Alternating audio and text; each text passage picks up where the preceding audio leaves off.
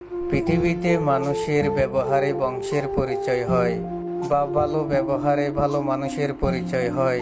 মানুষ খারাপ ব্যবহার তখনই করে কোনো বিচার নেই অন্যায়ে, বা কোনো মানুষ যদি খারাপই করে বা নষ্টামি করে, বা নষ্টামিটা ফাঁস হওয়ার জন্য মানুষ মুখের ব্যবহার খারাপ হয়।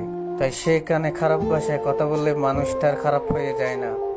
সেটা হচ্ছে মানুষের খারাপই নষ্টামির কথা নেই অন্যায়। তাই মানুষের মুখের ভাষা খারাপ হলে মানুষ খারাপ হয়ে যায় না। কিছু মানুষের মিষ্টি কথার আড়ালে খারাপ চরিত্র মানুষ বুঝতেই পারে না। এখনের যুগে দেখা যায় মানুষ ভালো হলেও দোষ, খারাপ হলেও দোষ।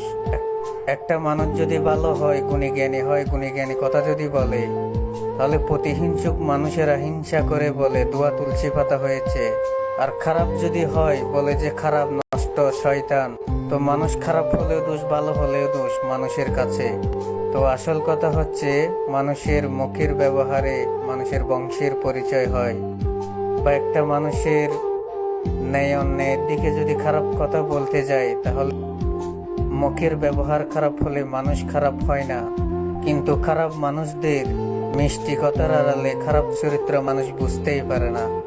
এটা হচ্ছে আসল কথা।